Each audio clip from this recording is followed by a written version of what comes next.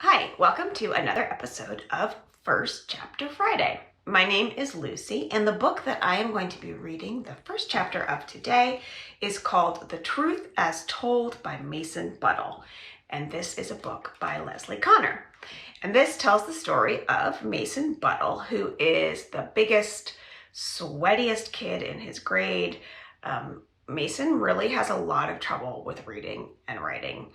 And everybody in his class knows this about him, and they make fun of him, both for his size and his learning disabilities. So he is sort of struggling at school. He does have one teacher who really helps him, and he likes spending time with her a lot.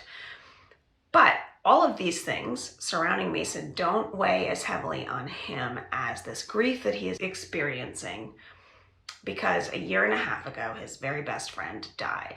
And he died in Mason's apple orchard. His family runs an apple orchard. He lives with his uncle and his grandmother and another young woman who lives with them.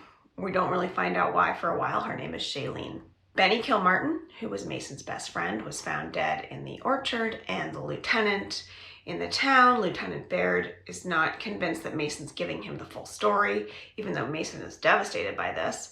And so he keeps coming around and trying to get Mason to write something down for him. We already know Mason really has difficulty writing and reading. So this is all very hard for him. He does make a new friend, Calvin Chomsky.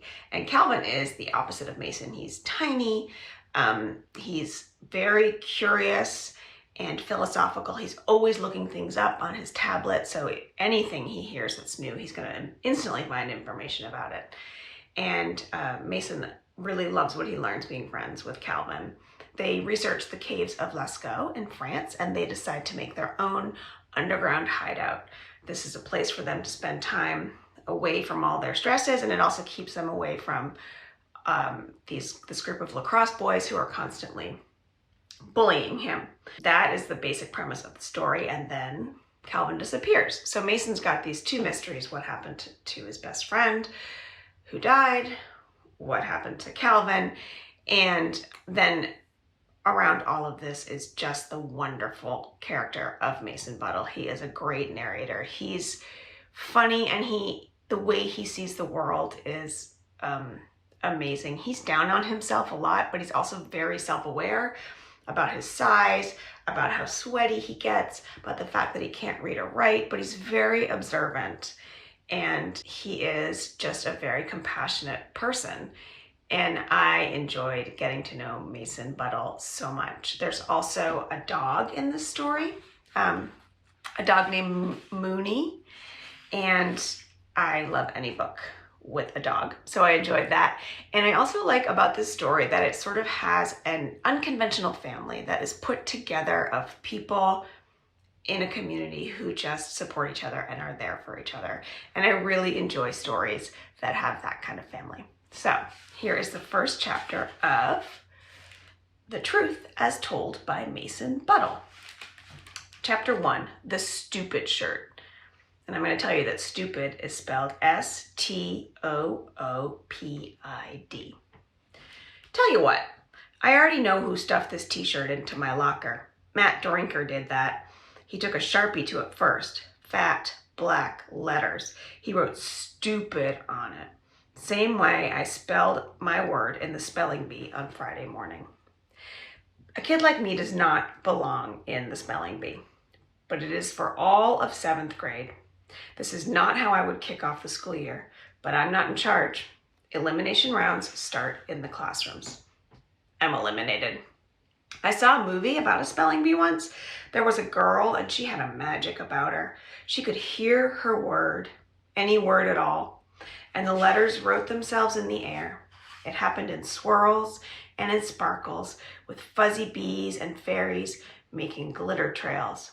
The letters opened like apple blossoms. They flowed like paint off a brush, always the right letter.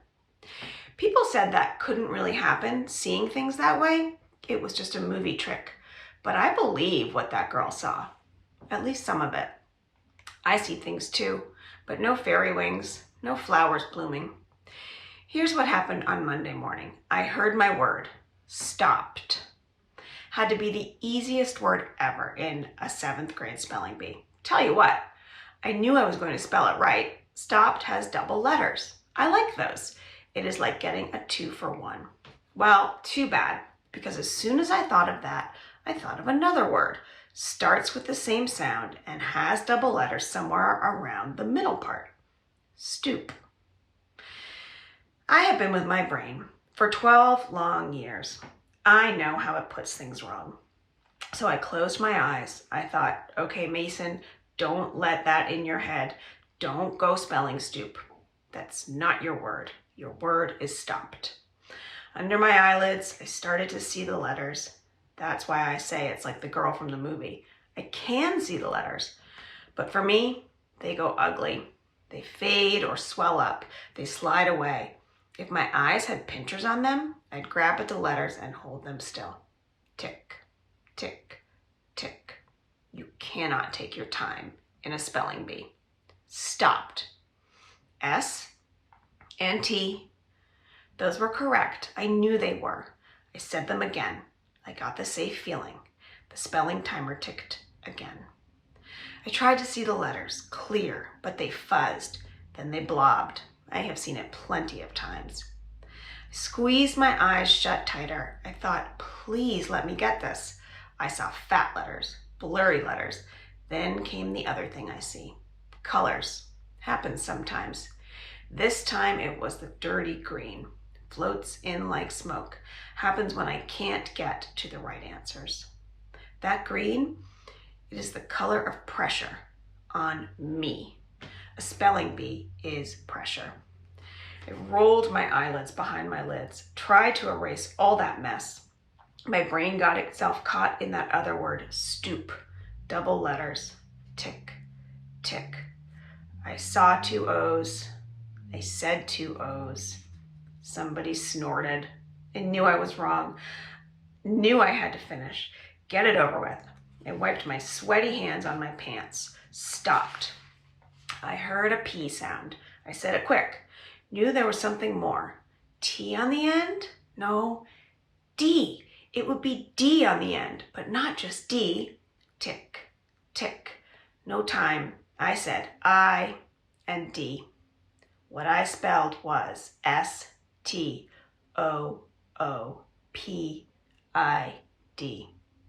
What it sounded like was stupid. The buzzer sounded. That whole classroom roared. Matt Drinker loves when something like that happens. That's why I'm guessing he put this stupid shirt inside my locker. He must have picked my lock to do it. Funny thing is, I knew what the shirt said because of the 2 O's in the middle. I knew it in 2 blinks. Matt doesn't know it, but he did me a big favor. I always take 2 shirts to school, unless I forget. I change just before lunch. This is because of how I sweat. It is a lot. Can't stop it. Can't hide it. I need to be dry at the lunch table. Otherwise, I'm a total gross out of a kid. Well, today was a day that I forgot my extra shirt. So I'm wearing this one that says stupid on it. It's big and it fits me. It's clean and dry. I'm going to keep moving. Maybe nobody will see what it says. And if they do, well, tell you what, plenty worse has happened. And that is the end of chapter 1. So that really gives you an insight into what Mason's voice sounds like and the way he thinks. And I just think he's such an endearing character, and I missed him when I finished this book. So I hope that you pick it up and you give it a try. That's The Truth as Told by Mason Buttle by Leslie Connor.